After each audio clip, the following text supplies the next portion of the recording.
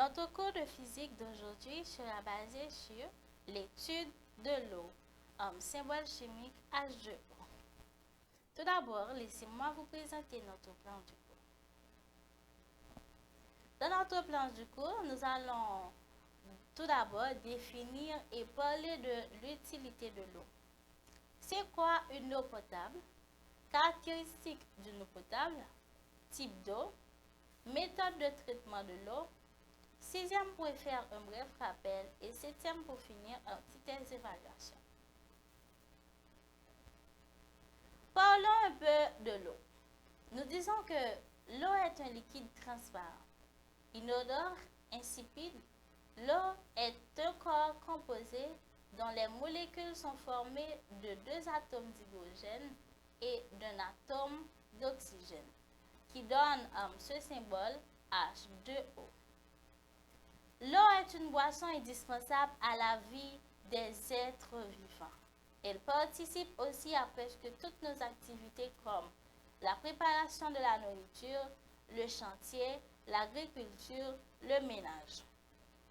Nous avons expliqué que dans quel niveau de l'eau est important pour nous. Mais qui ça de l'eau est tout? Nous disons que l'eau c'est un liquide transparent. Non seulement il n'y a pas de sang, il n'y a pas aucune couleur. C'est composé de deux molécules différentes qui sont deux atomes hydrogène et un atome oxygène qui viennent par symbole chimique qui c'est H2O.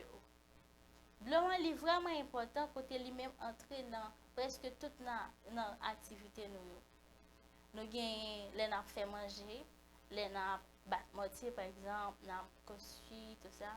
Nous participer tout dans l'agriculture et même tout dans le les n'a nettoyer tout ça. Comment dire qu'une eau est potable? L'eau potable est une eau propre à la consommation humaine.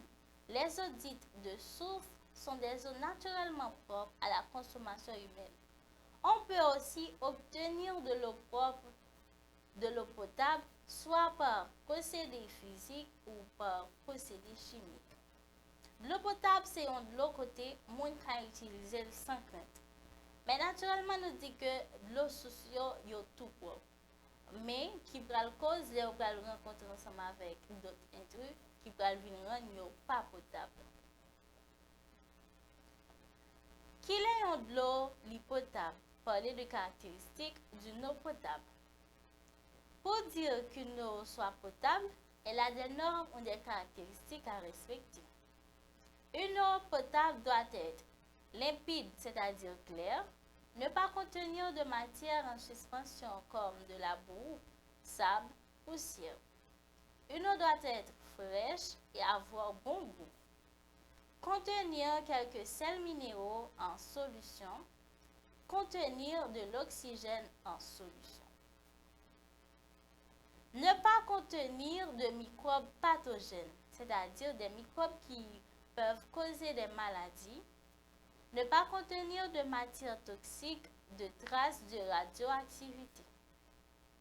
Une eau potable doit répondre à des paramètres comme la qualité organoleptique, comme sa couleur, son odeur, sa saveur, et la qualité physico-chimique, comme sa température, son pH, présence de chlorure ou de sulfate. L'absence des substances indésirables comme nitrate, nitrite, pesticides, de substances toxiques comme plomb, hydrocarbures. Répondre à des critères microbiologiques comme l'absence d'organismes pathogènes.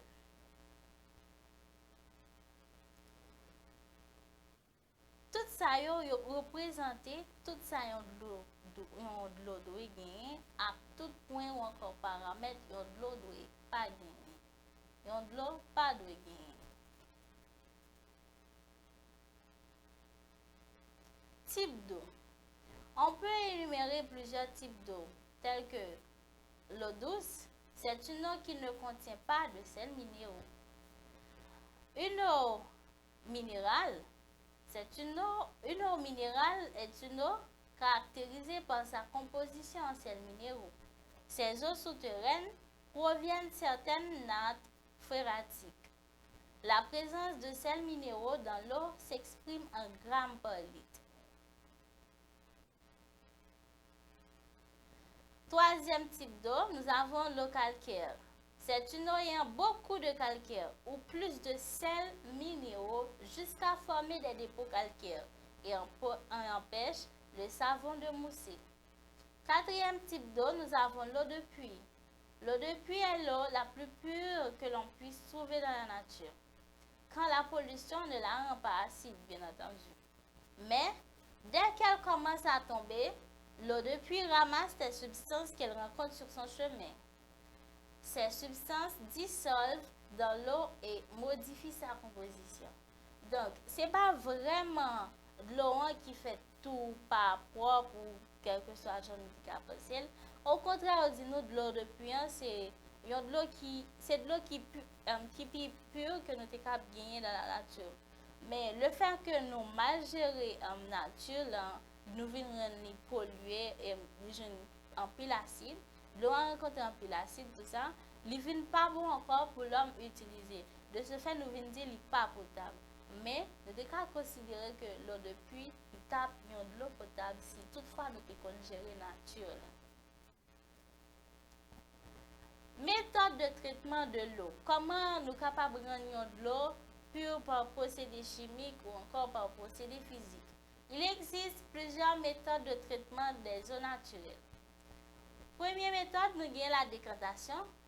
Qui est décantation? La décantation est l'action de séparer un liquide de ses impuretés en les laissant se déposer au fond d'un récipient ou de séparer certains constituants d'un mélange hétérogène.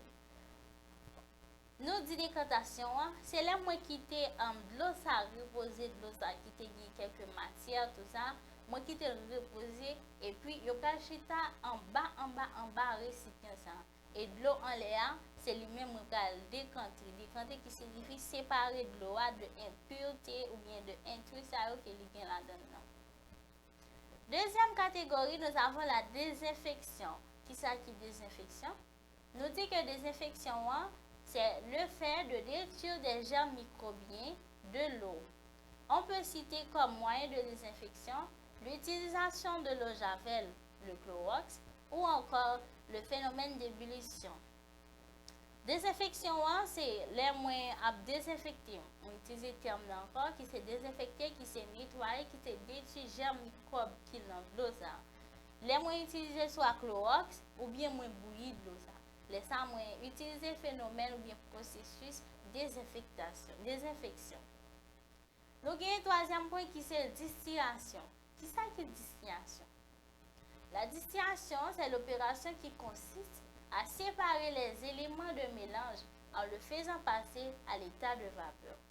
Nous disons que la distillation permet de séparer les constituants de mélange homogène. Quatrième méthode qui est la filtration. La filtration est l'opération qui consiste à séparer certains constituants solides de mélanges hétérogènes à travers un papier filtré plié sur le fond d'un étain noir pour obtenir un mélange homogène. Moi utiliser un papier filtré pour mon café phénomène ça qui c'est filtration. Ça qui passe matière yo a prêté dans papier et puis liquide là a descendre dans récipient. Nous considérons phénomène ça comme une méthode de traitement de l'eau. Cinquième méthode qui c'est la chromatographie. Qu'est-ce qu'on entend par la chromatographie? La chromatographie permet de séparer les pigments d'un colorant. Les colorations des peintures, des médicaments, des tissus sont appelées des pigments. Nous avons parlé de l'eau, nous avons parlé, nous avons défini, nous avons utilité, tout ça. Nous avons entré dans le symbole symbole chimique. Nous sommes arrivés dans un point qui peut déterminer si l'eau est potable, si elle n'est pas potable, qu'il est de l'eau potable et comment nous pouvons rendre de l'eau potable, qui c'est méthode de traitement de l'eau. Quand nous allons faire un petit test d'évaluation. Nous avons environ 5 questions seulement à répondre. Première question. Une eau est généralement potable. Est-ce que c'est vrai, petit A, B, faux, ou C, aucune de ces réponses? Bonne réponse, c'est faux. C'est pas toute l'eau qui est potable. Il y a de l'eau, c'est ou même qui rend potable, mais il y a tout qui finit naturellement potable. Numéro 2. Laisser reposer les impuretés de l'eau, s'agit-il d'une méthode de filtration? A, vrai, B, faux, ou C, aucune de ces réponses? Nous avons parlé de première méthode qui c'est méthode de décantation. Mais ce n'est pas filtration. Nous avons dit décantation, c'est le fait que ma petite impureté posée dans un récipient. Et puis de l'eau à prendre, l'impureté à prendre bas. Donc, bonne réponse, c'est faux, petit B. Question 3. La formule chimique de l'eau est HO2, petit B, H2O ou petit C, aucune de ces réponses. Bonne réponse, c'est petit b, H2O, parce que nous avons deux atomes d'hydrogène et un atome d'oxygène. Quatrième question. Il existe combien de types d'eau? Est-ce que c'est 4, petit a, ou bien B, qui c'est 6, ou bien C, aucune de ces réponses? Oui, dans le leçon 1, nous avons déterminé qu'il y a 4 types d'eau. Ok, donc bonne réponse, c'est petit a. Cinquième question. Il existe combien de types de méthodes de traitement d'eau? Est-ce que c'est 3 méthodes, petit a ou petit b, 5 méthodes ou petit c, aucune de ces réponses? La bonne réponse est le petit b, parce que nous avons parlé de 5 types de méthodes de traitement d'eau.